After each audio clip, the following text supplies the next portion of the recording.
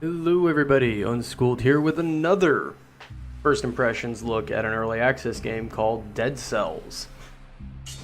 Now, Dead Cells is a MetriodVania style game mixed with some Dark Souls elements here when, you gotta memorize patterns for enemies and the combat's kind of unforgiving. But it's also a 2D platformer. From what I can tell, the story is fairly sparse right now. You were executed on an island with a nice castle in it, pictured here, and you just keep coming back to life. That's pretty much it so far. Now we're going to go ahead and take a look at the menus real quick here. As we can see, we got, your standard new game, continue. You got multiple save slots, so you can choose which, like if there's a particular build you want to try out and you just want to start fresh, you can. The settings menu is actually very well thought out in general. You can rebind all of the keys, which is also really nice. I'm using an Xbox One controller. It is mapped fine and everything works just as it should. The keyboard bindings are also here. You got your choice of alternates, 3 sets of alternates at that. Sounds, separate sliders for everything, which is really nice. Always love that. And just a straight up mute button if you really just want to turn everything off, which I don't recommend because the soundtrack is great. Languages right now currently English, French, and Chinese. More languages are coming. Is that early access, kind of still an alpha into a beta at this point. The miscellaneous screen, full screen, the captive mouse option, which is also nice. You get your tutorial, roll down, your roll cooldown, your attack warning marker. You can hide the UI or enable Vsync. And then they have, access to the forum and exit. So I've been playing this for a while now, and I quite love it, and I've been getting addicted to it. So you start here in the dungeon with a giant dead skeleton, and any leftover gold that you would have gotten from your previous life, if you have the ability unlocked. And this is another one of the great little features of this game, is just the artwork is so well done. And these bottles up here represent everything you've unlocked up to this point. There's going to be more items added. This is just a small selection. This guy doesn't work yet. As I said, early access, stats are coming soon. As for combat, it's your typical roll out of the way and beat up everybody. The combat is weighty and actually quite tricky. It's super flowy. Like, it is just so great the way everything feels. The difficulty is tough but fair, I would say. Once you learn the patterns, it's actually quite easy. Although easy would be the wrong word. It's all about memorizing patterns and predicting what your enemy's going to do. Now, these green skeletons have 2 attacks. They have a giant lunge across the room attack and a just standard regular attack. There are teleporters, and the lunge attack that they do, like it leaps across the room, is very damaging. You'll lose a lot of your health. Now, one of the things that this definitely borrows from, I don't think it's the Soul series, I want to say it's Bloodborne, is that when you get hit, you can gain some of your life back for dealing out damage. And that's a great little feature. Everything about this game has so far been crisp, smooth, the controls are really tight. There's not really any... The only real problem I have with the game is the climbing and the aerial combat is quite bad. Now, in a throwback to Castlevania, you have a shop. You can buy weapons, amulets, etc. And they all cost gold, which you earn by killing and unlocking and just progressing. Finding treasures and not dying.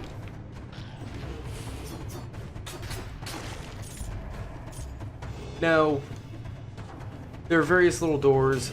You have skill ability ups here. And all the levels are procedurally generated. There are no, it's not the same level every time. Yes, you're going to encounter a lot of the same rooms every time, but you're not going to encounter the same layout that often. It can happen. I've had it happen once or twice where I've gotten the same layout, but it's pretty rare considering how this is. Now, if you like games like Castlevania, Symphony of the Night, or Super Metroid where there's a lot of exploration, you might like this. The big difference between them and this, however, is there's no backtracking at all. To backtrack, you die. And as you kill enemies, you get cells, which are those big blue bulbs there. Which we're about to go show where you spend them. I currently have 11. This is the collector. This is how you unlock upgrades and everything for your character. Each one costs a certain amount of cells. You get cells that are randomly dropped from enemies.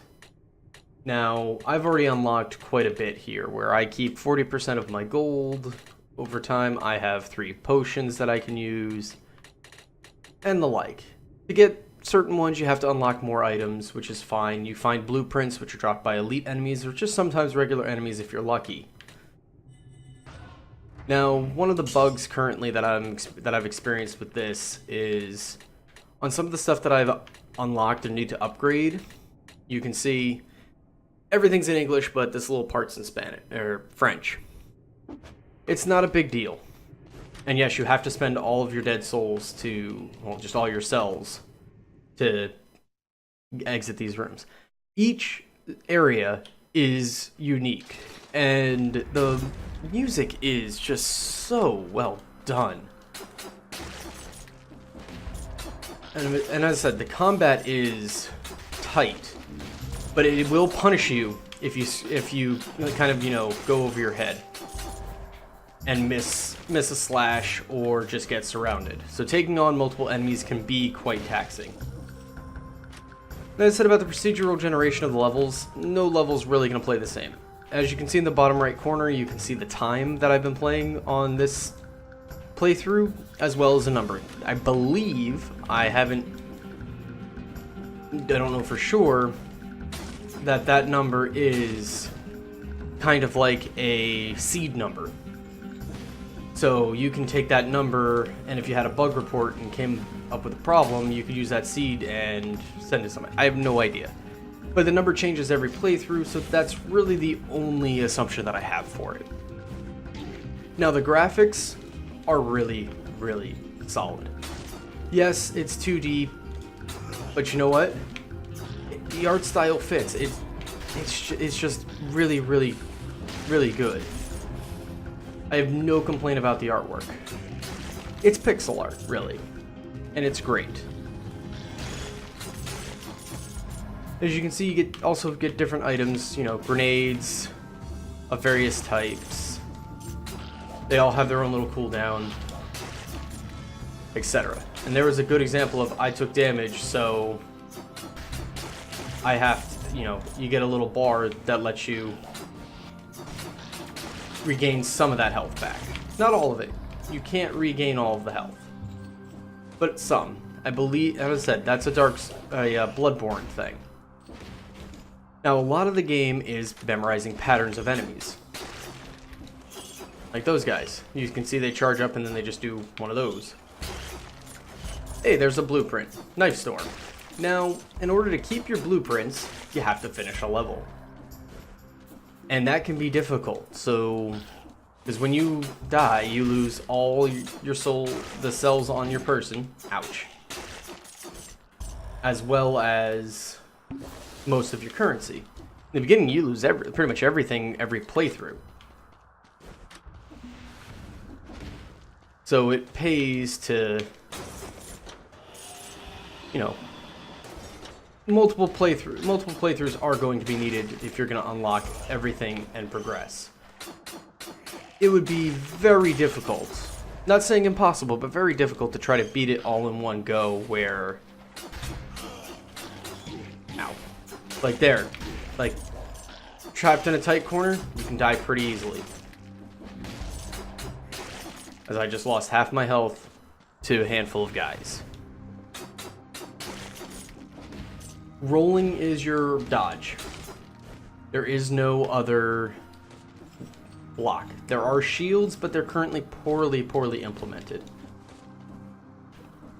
And that's a shame, because a shield would be very useful. There are skill ups. In this case, it's locked behind a gold door. You have to pay gold to get in. Now all my active skills are better, because I got that little thing. Ow. Here's an elite monster. These are just really hard enemies.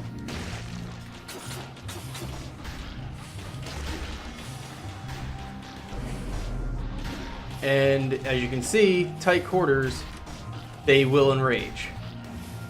And that's when you will die. And we are dead. Lose 20 cells. The elites will challenge you. Now, I'm not the best at platformers and Souls-like games, but they are hard, especially once they enrage, because they will turn around and they will follow you until you kill them, or you use one of the many teleporters around the level. Now, if you're like me and you kind of get frustrated at the platforming, you just want to mindlessly button mash your way through, it's not going to work very well. As you'll see, all it's going to take is a handful of guys and your health goes away. Especially if you're unlucky and can't actually interrupt their attacks. And there are some enemies, like these guys, that can attack through walls. It's kind of obnoxious, but it is what it is. It's a design, and it's just fine. I don't have any problem with it. But it's a fast-paced game that requires a little bit of thinking if you're gonna get ahead. The first level here, the prison cells, yeah, it's not hard. You're gonna clear this area quite often, especially on your first playthrough. You're gonna meet the collector and you're gonna be like, ooh, all the shiny stuff. And it's great.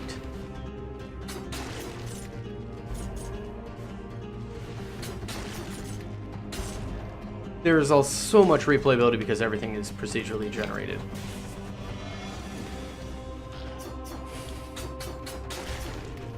Oh, hey, dropped an item. And there's one of the shields I was saying about. They're kind of useless right now.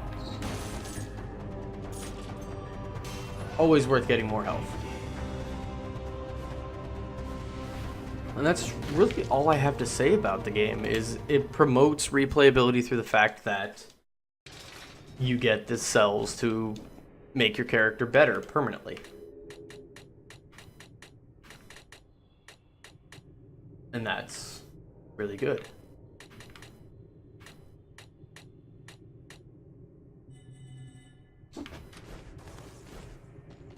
Well, until the next one,